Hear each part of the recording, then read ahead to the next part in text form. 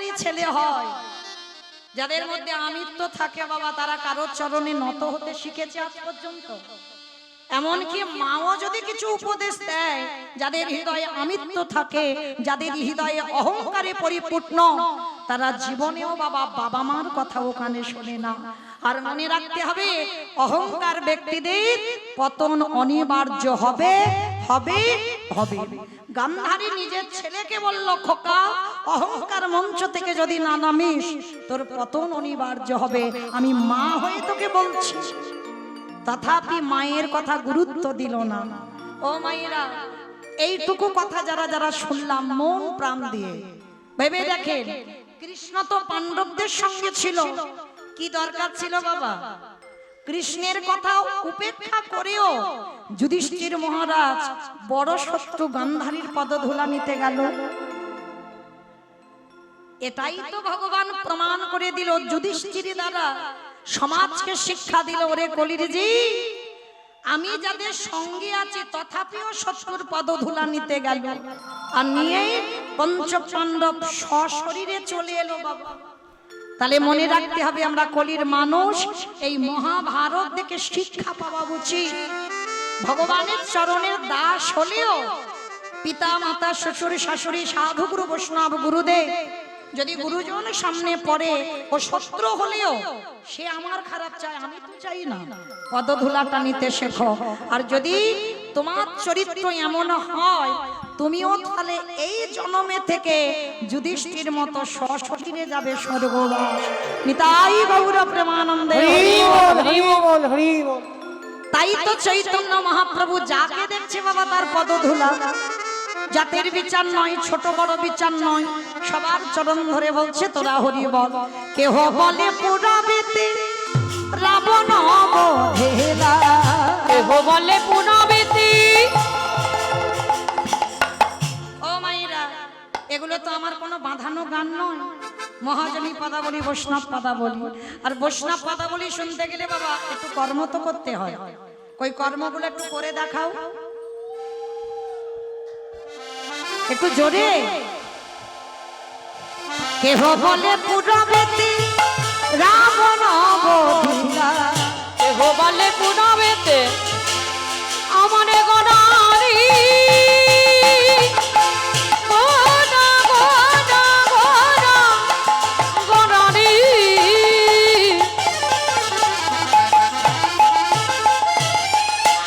গোড়া গোড়া গোড়ারি, গোড়া গোড়ারি। ওই নদী আর চাঁদ গোড়া,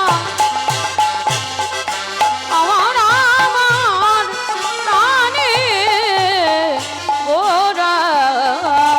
আরে কেহ বলে পুরাবেতে রাবণ বধিলা, ও গোলকের বৈভব লীলা প্রকাশ করিলা, লীলা প্রকাশ করিলা। ওই গোলকের বৈভব লীলা প্রকাশ করিলা। শ্রী রাধার ভাবে গোদায় অবতারা, রাধারে ভাবে গোড়া গাবতা। আরে শ্রী রাধারে ভাবে গোড়ায় অবতার, রাধারে ভাবে গোড়া গাবতা। হরে কৃষ্ণ নামে গৌ করিলা প্রচার, হরে কৃষ্ণ নামে গৌর করিলা প্রচার। ওই হরে কৃষ্ণ নামে গৌর হরিলা প্রচার। এইবারে লীলা প্রকাশ হলো, এইবারে লীলা প্রকাশ হলো, এইবারে লীলা প্রকাশ হলো, এইবারে লীলা প্রকাশ হলো। গোলকের বৈভবে লীলা প্রকাশ করিলা, ওই গোলকের বৈভব লীলা প্রকাশ করিলা। ওই গোলকের বৈভব লীলা প্রকাশ করিলা। বাসুদেব ঘোষ পায়ে করি জোড়হা, করি জোড়হা। অগজে গো সেই কৃষ্ণ, সেই তো জগন্নাথ। অবশ্যই তো যাব না। আহা বাসুদেব ঘোষে কহে এইবারে লীলা প্রকাশে হল বাসুদেব ঘোষে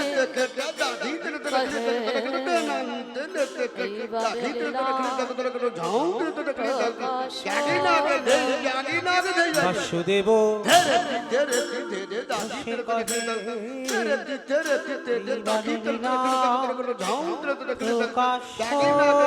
বাসুদেব এইবারে লীলা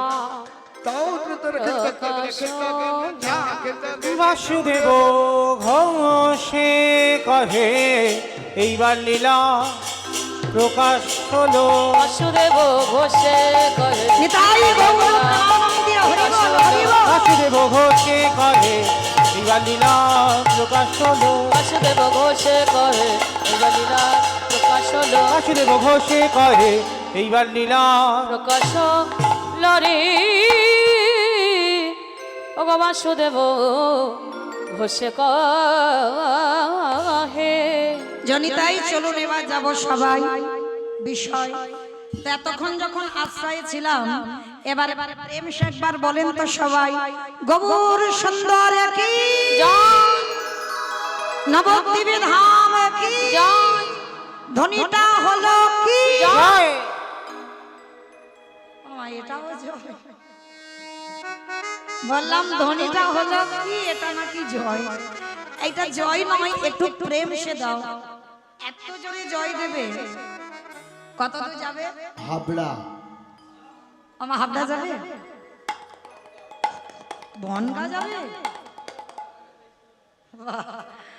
আচ্ছা বেশ এই বিশ্বাস আর ভক্তিটা রাখতে হবে তাহলে যাবেই যাবে শুধু হাবড়া বনগা নয় একেবারে সুরধ্বনি গঙ্গার তীর কেমন আমার মহাপ্রভুর চরণ কই দেখি একবার আমার নিতাই চাঁদ গৌর চাঁদের মতো হাত দুটো তোলো একবার দেখি যাদের আছেন তোলেন হাত যাদের নাই বলবো না সবাই একসঙ্গে এইদিকে আমার দাদা ভাইরা যারা দূরে আছেন সবাই একসঙ্গে দেখি সবাই আমার পিছনটা একটু যেন ধসে মতো যাচ্ছে চলো ওই রোগটা ভালো নয় ও সব পড়ে যাবে ওখান থেকে তুলুন সবাই বলেন গৌর সুন্দর কি নবদ্বীপে ধাম কি সচির নন্দন কি বিষ্ণুপ্রিয়া কি নিতাই চাঁদ কি ভক্তবৃন্দ কি হরিবাসর ধাম কি সাধু গুরু বৈষ্ণব কি আপন আপন গুরু চরণ কি নিতাই গৌর প্রেমানন্দ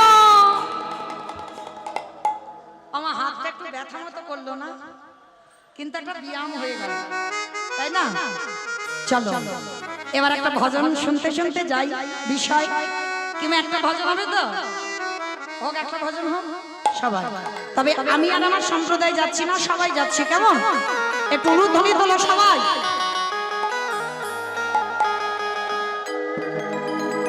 मेरी विनती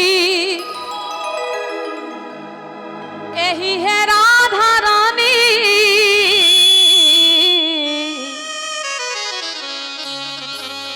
कृपा बरसाए रखना राधा रानी कृपा बरसाए रखना राधा रानी कृपा बरसाए रखना রাধা রানী कृपा बरसाए রাখে না রাধা রানী कृपा बरसाए रखना ও মহারানী बरसाए रखना ও রাধা রানী कृपा बरसाए रखना ও মহারানী कृपा बरसाए रखना ও রাধা রানী कृपा बरसाए रखना महारानी। मुझे तेरा ही सहारा राधा रानी मुझे तेरा ही सहारा महारानी मुझे तेरा ही सहारा राधा रानी मुझे तेरा ही सहारा महारानी मेरा दिल तेरा रखना कृपा बरसाए रखना राधा रानी कृपावर सही रखना महारानी कृपावर सही रखना আমাইরা আমি আর আমার সম্প্রদায় যাব আর কেউ যাব না সবাই যাব বাহ যারা যারা যাবেন আর একবার এই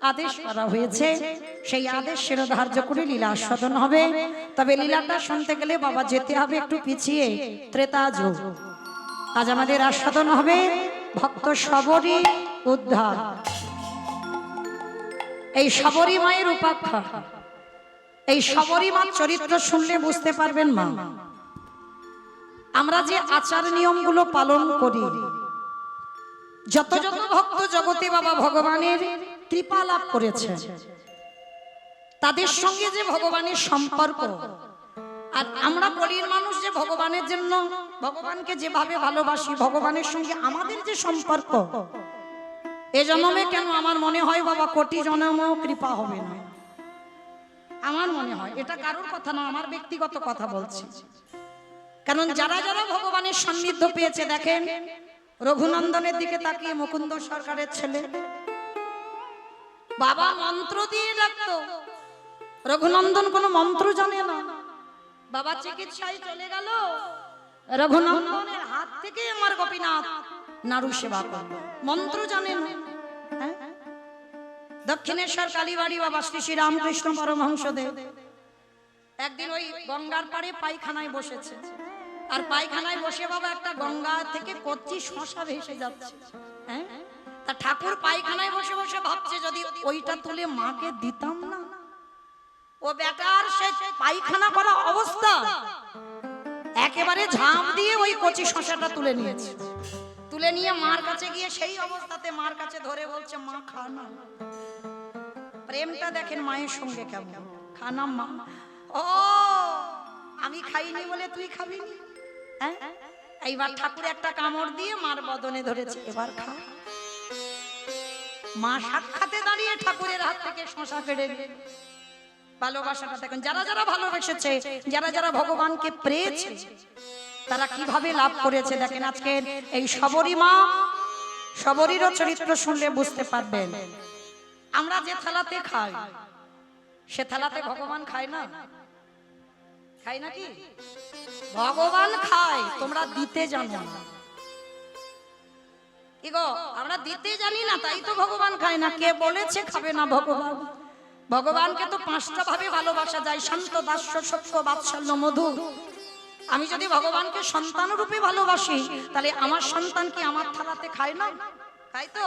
আমি যদি আমার ভগবানকে পতি রূপে ভালোবাসি, তাহলে একটা নারী তার পতিকে কেমন ভাবে ভালোবাসে, এই ভালোবাসাটা শিখতে হবে। এই ছুঁয়ো না, ছুঁয়ো না, ঠেকিও না, ঠিক এ জন্মে কেন, কোটি জন্মেও পাবে না। হৃদয়টা শুদ্ধ করতে হবে। বাইরে আভরণ সবাই পড়তে পারে বাবা, আভরণ সবাই, কিন্তু বাবা ভিতরটা বৈষ্ণবতা করে দেখান। পরম বৈষ্ণব বাবা ভোলানাথ 12 জন বৈষ্ণবদের মধ্যে বৈষ্ণবের শিরোমণি, বৈষ্ণবের আচার্য, হ্যাঁ, ত্রিলোকের বড় বৈষ্ণব। বাবার গলায় না আছে তুলসীর মালা, না আছে বাবা দাদার সঙ্গে তিলক সেবা। এগুলো আভরণ, পোশাক আমাদের পড়তে হবে, কিন্তু সেই আভরণের সঙ্গে সঙ্গে বাবা ভিতরটা তো বৈষ্ণবতা করতে হবে। আর না হলে শুধু আভরণ পরে রইলাম, কিন্তু ভিতরও বৈষ্ণবতা হলো না।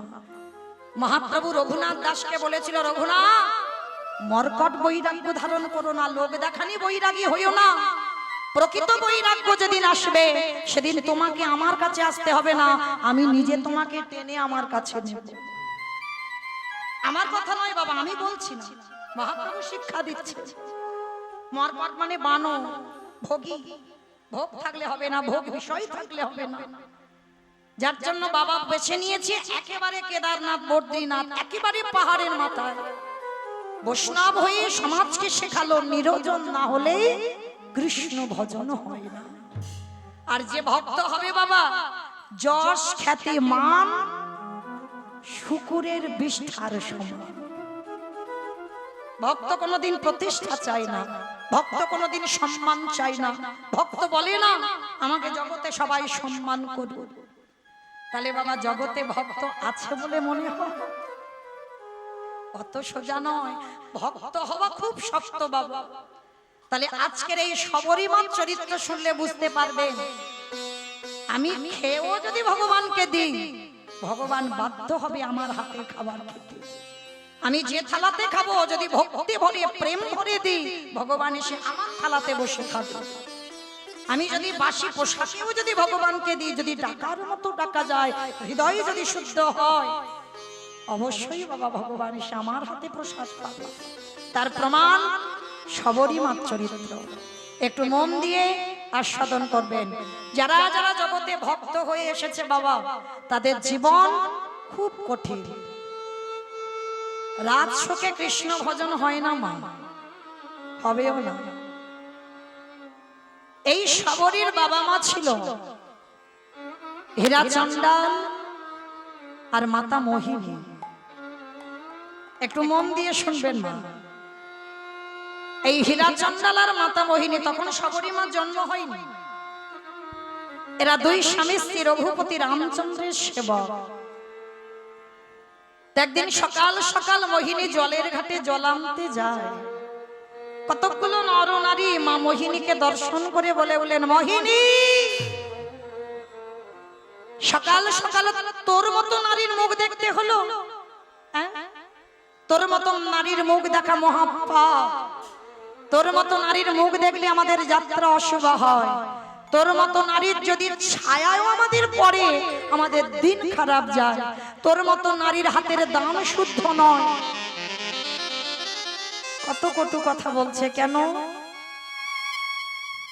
কিছু না বলে মাতা মোহিনী ছুটতে ছুটতে ঘরে এসেছে। আছাড় খেয়ে বলল স্বামীর দুটো চরণে।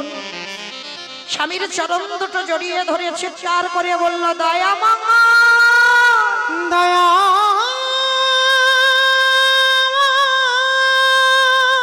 দাদা ওইগুলো নিভাব রেখে দাও। ওরা তো কথা বলছে না, নিভাব রেখে দাও। ও গো কৃপা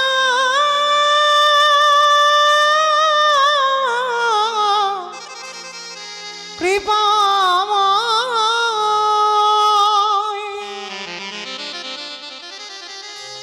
ও গো তুমি নাকি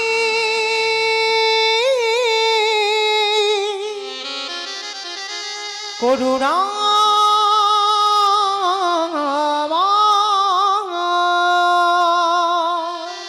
স্বামীর দুটো চরণ ধরে বলছে, বলতে পারো আমি নিঃসন্তানী বলে আমার হাতের দান কেউ নেয় না। আমি যদি জলের ঘাটে যাই, সবাই বলে আমার মুখ দেখে যাত্রা অশুভ হয় তাদের। বলো না স্বামী, এর জন্য কি শুধু আমি একাই দায়ী? সমাজের সবাই আমায় কত কটু কথা বলে। ভগবান কি পারে না আমার একটা সন্তান সন্ততি দান করতে? হীরা চণ্ডাল বলে উঠলেন, মোহিনী, ছি ছি ছি ছি, তুমি চাইছো ভগবানের কাছে? ও মায়েরা, এটা বাস্তব। আপনাদের আমি বলে যাই, ভগবানের কাছে কিছু চেয়েও না মা, চাইলে কম পড়ে যায়। আর না চাইতে এত কিছু দেবে, এত কিছু দেবে, তুমি রাগবার জায়গা খুঁজে পাবে। ভগবান বলছে কর্ম করে যা, খবরদার ফলের আশা করিস না। আর ফলের আশা করে যদি ভজন করিস, সব বিফল। মাতা মোহিনীকে বলছে, মোহিনী, তুমি তোমার বউ নয়, তুমি তোমার স্ত্রী নয়, তুমি তোমার সহধর্মিণী গো। ও মায়েরা, আপনারা প্রশ্ন করবেন, মৌমিতা, যে বউ হয়, যে স্ত্রী হয়, সেই তো সহধর্মিণী হয় না? বউদের চরিত্র আলাদা হয় মা, সহধর্মিণীদের চরিত্র আলাদা হয়। এতগুলো নারী আমরা আছি, এখানে একটা মিলবে কি তা সন্দেহ। সহধর্মিণী যেজন হবে না, শুধুমাত্র স্বামীর ধর্মের কাজে সাহায্য করবে। স্বামী যদি কৃষ্ণ ভজন ভুলেও যায়, যে সহধর্মিণী হবে সে বারে বারে কৃষ্ণ চরণে ঠেলে দেয়। স্বামী যদি অসৎ সঙ্গ করে, নেশাগ্রস্ত মাতাল, কোনোদিন একাদশী করে না, ভগবানের কাছে বসে না, হরিবাসরে বসে না, গীতা ভাগবত আসরে বসে না। যদি তুমি সেই ঘরের ঘরে নিয়ে খাও, তাহলে মা তোমার স্বামীকে নিয়ে যেতে হবে, ঠেলে দিতে হবে কৃষ্ণ ভজন। যদি তুমি করতে পারো, কাউকে বলতে হবে না, তুমি নিজেই জেনে যাবে তুমি সেই পুরুষের স্ত্রী নও, বউ নও, তুমি হলে সহধর্মিণী। মোহিনী, চলো, আমাদের সেবা পূজার সময় চলে যাচ্ছে। চলো, প্রভুত্ব আরতি করতে হবে, সেবা দিতে হবে। চলো। স্ত্রীর হাতটা ধরে নিয়ে গেল মন্দিরে। স্বামী স্ত্রী দুজনে বসে ভগবানের আরাধনা করে। কিন্তু মোহিনী বলল, আমি আর কিছু বলবো না, আমি আর চাইবো না। কিন্তু মা, না চাইলে কি হবে? তিনি তো অন্তরে জানেন, ভক্তের অন্তরের কথা বোঝে না, সব বোঝে। একদিন ভগবান দৈববাণী করে বলল, মোহিনী, তোমার কোল আলো করে আমি সন্তান সন্ততি দান করব। মোহিনীর মনে বড় আনন্দ। মোহিনী যখন অনুভব করেছে আমি সন্তানের জননী হব, যখনই অনুভবটা এসেছে বাবা, পা মাটিতে পড়ে না, অহংকার মঞ্চে বসে পড়ল। যারা যারা বলতো তুই নিঃসন্তানী, তোর মুখ দেখা মহাপাপ, তাদের বাড়িতে বাড়িতে গিয়ে বলছে, কি গো, তোমরা বলতে না আমার মুখ দেখা মহাপাপ, তোমরা বলতে না আমার মুখ দেখে কোথাও যেতে গেলে যাত্রা শুভ হবে, তোমরা বলতে তো, দেখলে তো আমি কেমন অসাধ্যকে সাধন করেছি। ভগবান বাধ্য হয়েছে আমার গর্ভে সন্তান সন্ততি দান করতে। ভগবানের কানে যখন যাচ্ছে না অহংকারের কথাগুলো, ভগবান নিজের আসনটা টলে যাচ্ছে। এখনো সন্তানের জন্ম দিতে পারলো না, সন্তানের মুখ দর্শন করতে পারলো না, তার আগে এত গর্ব, তার আগে এত অহংকার। হঠাৎ একদিনের দৈববাণী করলো, মোহিনী, মোহিনী, সন্তানের জন্ম তুমি দেবে, সন্তান পৃথিবীর আলো পাবে, কিন্তু কথা দিলাম এই সন্তানের মুখ দর্শন কোনোদিন করতে পারবে না। যখনই বললে এই সন্তানের মুখ দর্শন করতে পারবে না, চমকে উঠলো মোহিনী, কে তুমি? কে তুমি আমাকে এমন করে বলছো? কে তুমি আমাকে এমন করে বলছো যে আমি সন্তানের মুখ দর্শন করতে পারবো না, আমি সন্তানের মুখ দেখতে পাবো না, আমি ওর মা, আমি ওকে জন্ম দেব আর আমি ওর মুখ দেখতে পাবো না? কিন্তু বুঝতে পারলো না মা, দৈববাণীটা কে করে গেল। ভগবান দৈববাণীটা করে চলে গেল। দেখতে দেখতে দিন যায়, মাস যায়, বছর যায়। মোহিনীর 10 মাস 10 দিন, 3 দিন হয়ে গেল উপবাস। এরা চন্ডাল বড় কাঙাল তো, পরিবারের বদনে কিছু খাবার দিতে পারছে না। সবটাই আমার ভগবানের লীলা। কি গো মায়ের, আপনারা বিশ্বাস করেন যা কিছু ঘটে পৃথিবীতে সবই তার চিত্রপটে? তার ইচ্ছাতে মরা গাছে ফুল ফোটে, তার ইচ্ছাতে শুকনো গাঙে উজান বয়, তার ইচ্ছাতে মরা দেহে প্রাণ ফেরে। তাহলে মা সেই ভক্ত বাৎসল্য ভগবান দৈববাণী করে চলে গেল। 3 দিন উপবাস, কিছু খাবার পাইনি হীরাচন্ডা। তার 3 দিন যখন খেতে পেল না, বড় কষ্ট পাচ্ছে। মোহিনী স্বামীর দুটো চরণ ধরে বলছে, স্বামী একটা কথা বলবো? বড্ড খিদে পেয়েছে, 3 দিন হয়ে গেল তো কিছু খাই।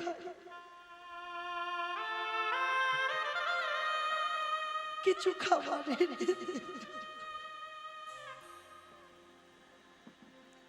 হীরা চন্দ্রাল কাঁদছে মোহিনী, তোমাকে ছেড়ে যে যাব, তুমি ভালো আছো তো? ভালো আছো স্বামী, তুমি আমার জন্য কিছু খাবার এনে দাও। স্ত্রীকে রেখে বেরিয়ে পড়লো ভিক্ষা করতে। ভিক্ষা করে স্ত্রীর বদনে কিছু তুলে দেবে, সবে একটা পা বের করেছে, ভগবান দৈববাণী করলো, পবন দে, বরুণ দে, ইন্দ্র দে, তোমরা এমন করে ঝড় বৃষ্টি তোলো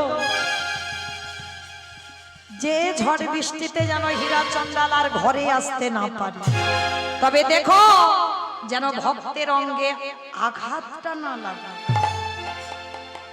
কথাটা বলা হঠাৎ বাবা, যেমন বিনা মেঘে বজ্রপাত, যেমন হঠাৎ মেঘাচ্ছন্ন আকাশ, চারিদিকে বাবা মুহুর মুহুর বজ্রপাত, চারিদিকে ঝড় বৃষ্টি উঠেছে। আর হীরা চন্দ্রাল খাবার নিয়ে একটা গাছের তলায় দাঁড়িয়ে আছে।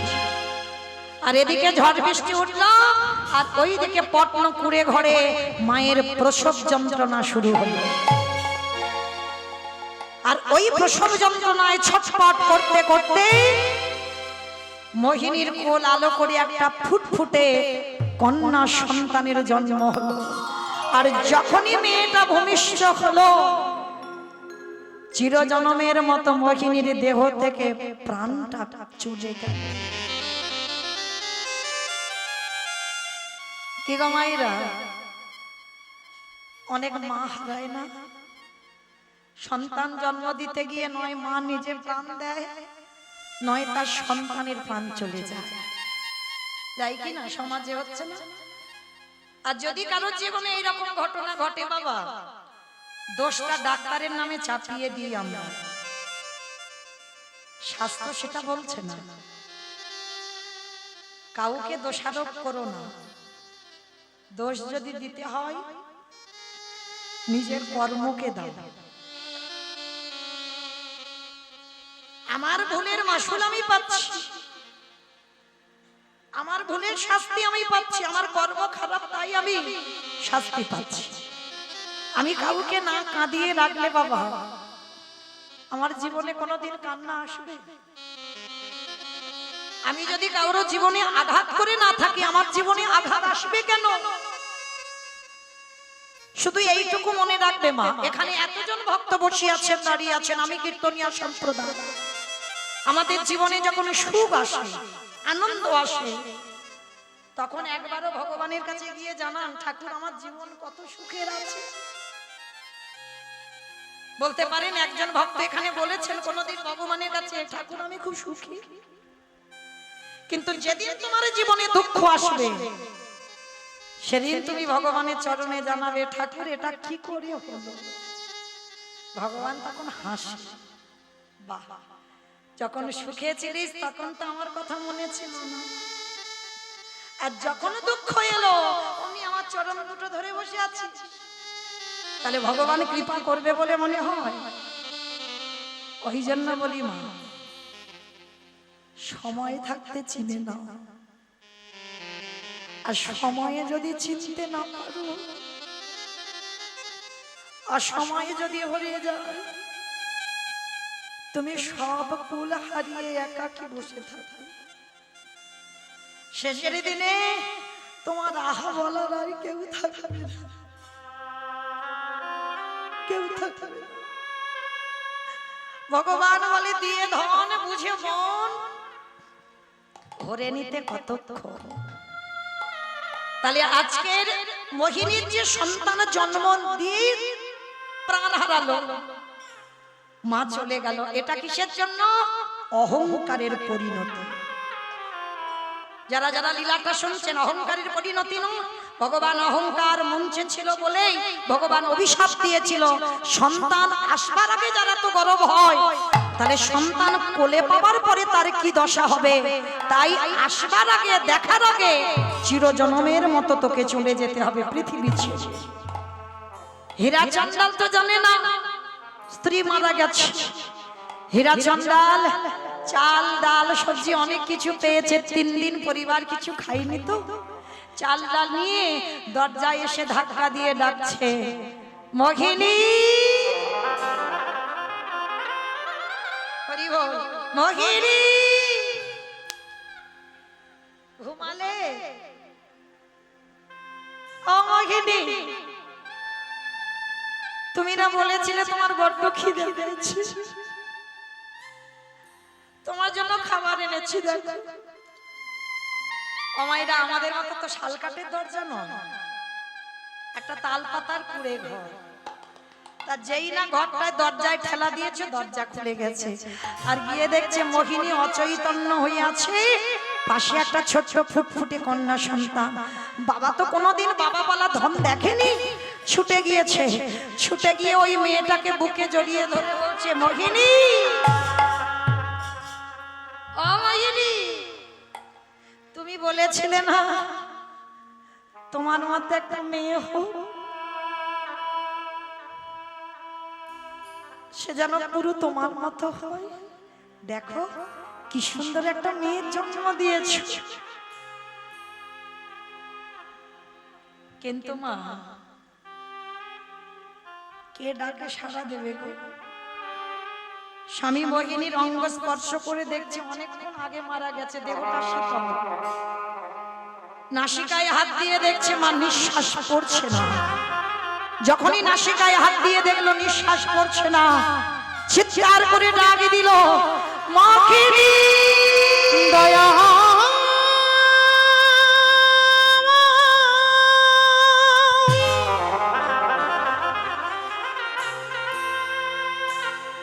এ তোমার কেমন লীলা,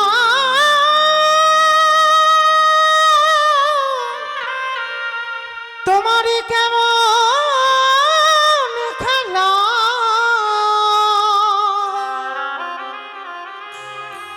বলো দয়া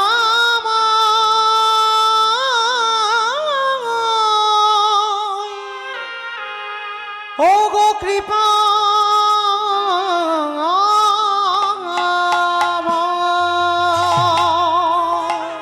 এটা তুমি কি করলে দয়াবো? কেউ তো